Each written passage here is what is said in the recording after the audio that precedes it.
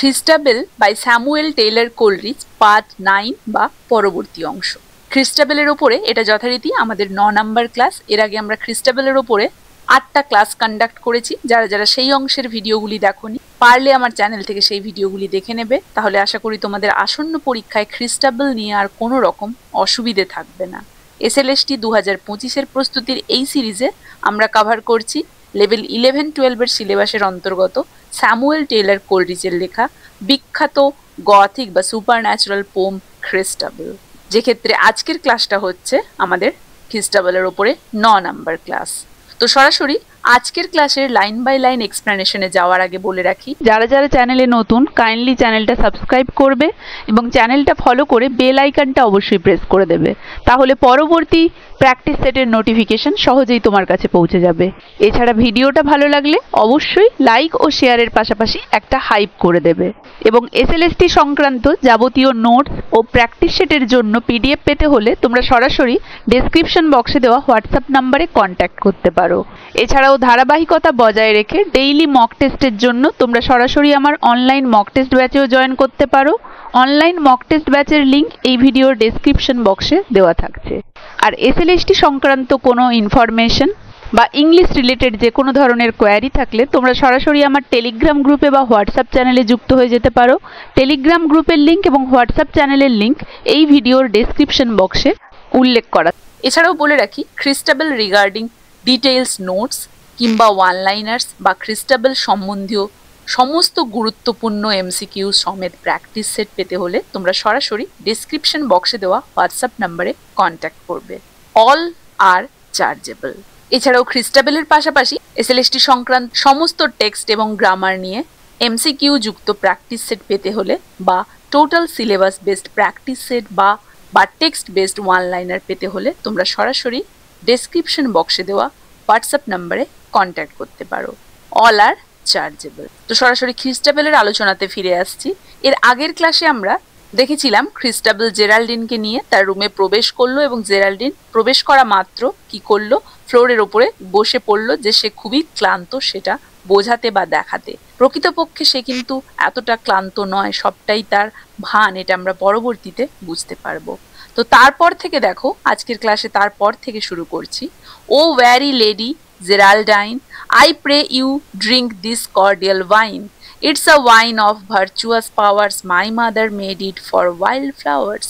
দেখো, জেরাল্ডিনকে ওইভাবে ধপাস করে মেঝের ওপরে বসে যেতে দেখে জেরাল্ডিনকে সহমর্মিতার সুরে খ্রিস্টাবেল বলল, ও ওয়ারি লেডি জেরাল্ডাইন, মানে ও ক্লান্ত ভদ্রমহিলা জেরাল্ডিন। মানে খ্রিস্টাবেল একটা সহানুভূতিপূর্ণ সম্বোধন করছে, অ্যাপোস্ট্রফি, একটা অলংকার প্রয়োগ করা হচ্ছে। ও weary lady, I pray you, আমি অনুরোধ করছি, ড্রিঙ্ক দিস কর্ডিয়াল ওয়াইন, এই স্বাস্থ্যকর মদটা পান করুন বা ওয়াইনটা পান করুন। কর্ডিয়াল ওয়াইন, শক্তি পুনরুদ্ধারকারী সেই ওষুধ মিশ্রিত ওয়াইন বা মদ। সাহায্যের প্রয়াস এক্ষেত্রে আমরা দেখতে পাচ্ছি। কে কাকে করছে? খ্রিস্টাবেল জেরাল্ডিনকে, বা আতিথেয়তার একটা প্রকাশ পাচ্ছি এখানে। পানীয় দেওয়া হচ্ছে, যত্ন, কিন্তু একই সাথে বিশ্বাস এবং নিয়ন্ত্রণেরও প্রতীক হচ্ছে এটা কিন্তু। তো it is a wine of virtuous powers, এটি এমন একটা ওয়াইন যা উপকারী খুবই, মানে যার উপকারী ক্ষমতা রয়েছে, মানে চিকিৎসাগত বা নৈতিক উপকারী বলেই বোঝানো হচ্ছে ওয়াইনটাকে। ভার্চুয়াস পাওয়ার, বাহ্যিকভাবে নিরীহ কিন্তু অজানা প্রভাব লুকিয়ে থাকতে পারে, তাই তো।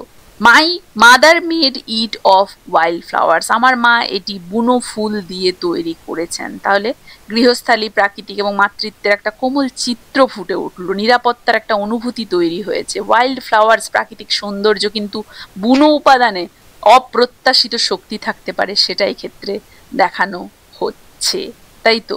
তাহলে এই অংশে আমরা দেখতে পেলাম যে খ্রিস্টাবেল জেরাল্ডিনকে নিয়ে যখন তার রুমে প্রবেশ করলো, তখন একটা আলো অন্ধকারের মধ্যে বিরোধ চলছিল এবং জেরাল্ডিন যখন দুর্বল ভঙ্গিতে বসে পড়ল, তখন সহানুভূতি সহকারে খ্রিস্টাবেল তাকে একটা ওয়াইল্ড ফ্লাওয়ার দিয়ে তৈরি ওয়াইন দিল, যেটা কিনা একটা বাহ্যিক নির্দোষতা কিন্তু ভেতরে তার যেন কোনো লুকোনো প্রভাব থাকতে পারে এমন কিছুর একটা প্রতীক, যেটা কিনা এর পরবর্তী ঘটনার পূর্বাভাস হতে পারে।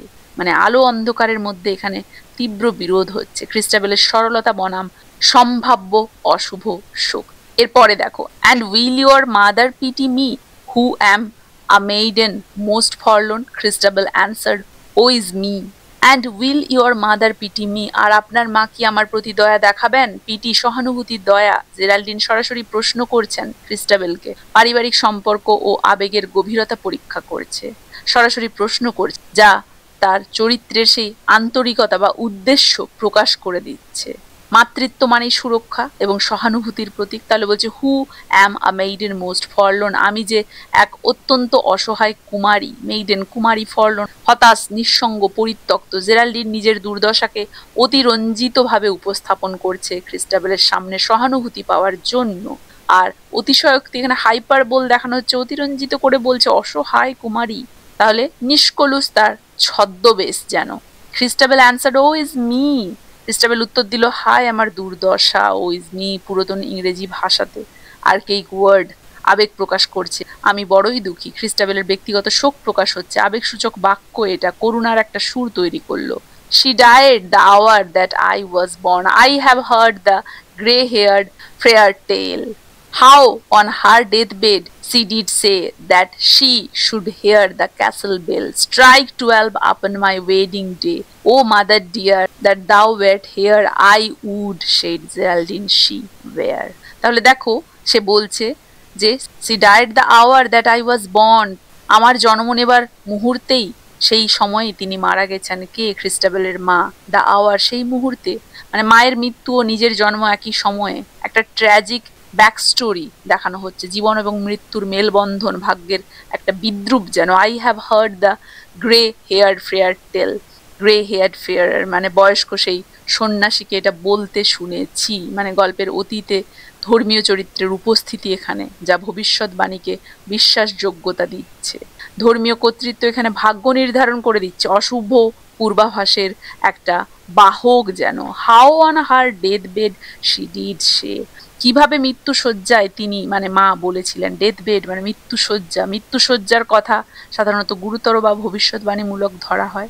That she should hear the castle bell, যে তিনি দুর্গের ঘণ্টাধ্বনি শুনবেন, দুর্গের ঘণ্টা, সামাজিক অনুষ্ঠানের ঘোষণা, কিন্তু এখানে এটি মৃত্যুর পরে অলৌকিক শোনা।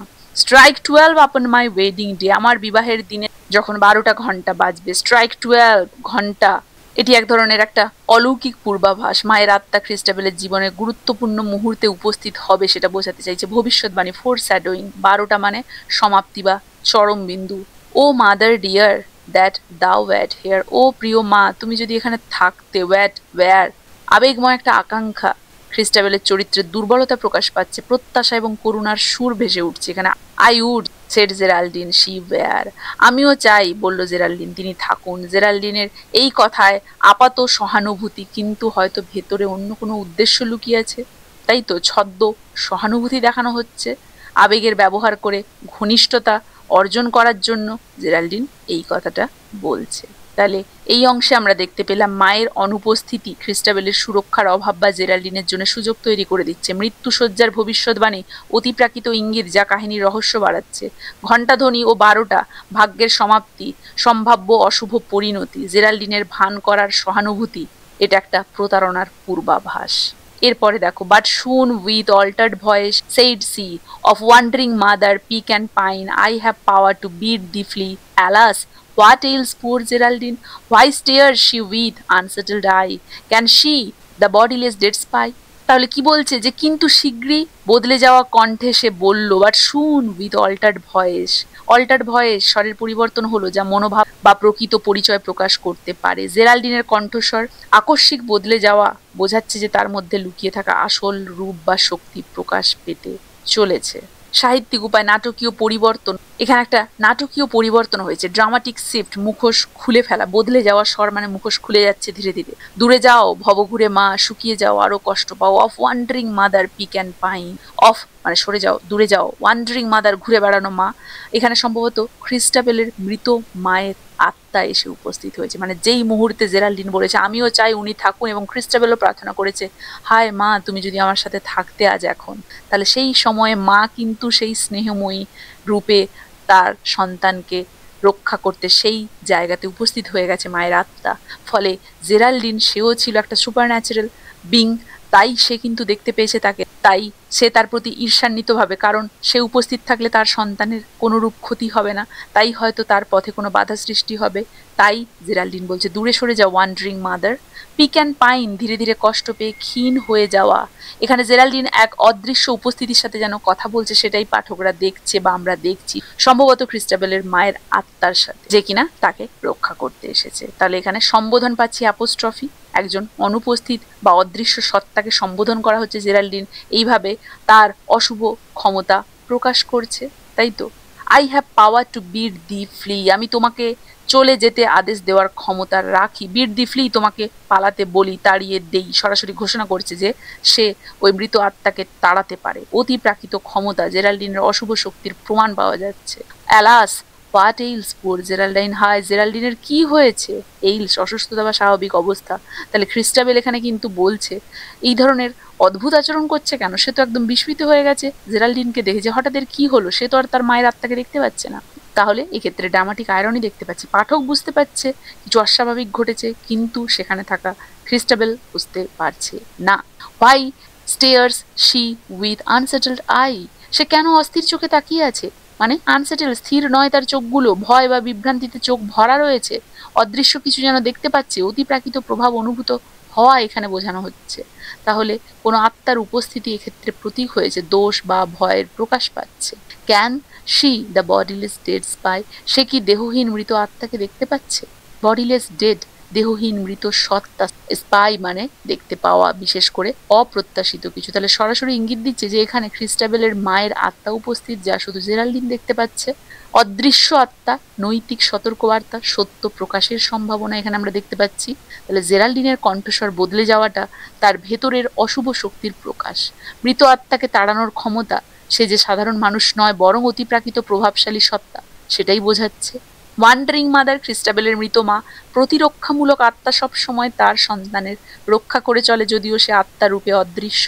দেহহীন আত্মা দেখা মানে দৃশ্যমান বাস্তবতার বাইরে লুকোনো সংঘর্ষ। আলো বনাম অন্ধকারের লড়াই দেখতে পাওয়া যাচ্ছে এখানে, মানে মায়ের আত্মা বনাম জেরাল্ডিনের অশুভ শোক, এটাই আমরা এই অংশে দেখতে পাচ্ছি। আশা করি এতদূর পর্যন্ত সবাই বুঝতে পেরেছো, কারো কোথাও অসুবিধে নেই। এই অংশটা তাহলে এখানেই শেষ করছি, দেখা হচ্ছে পরবর্তী অংশটা নিয়ে পরের ক্লাসে থাকছে।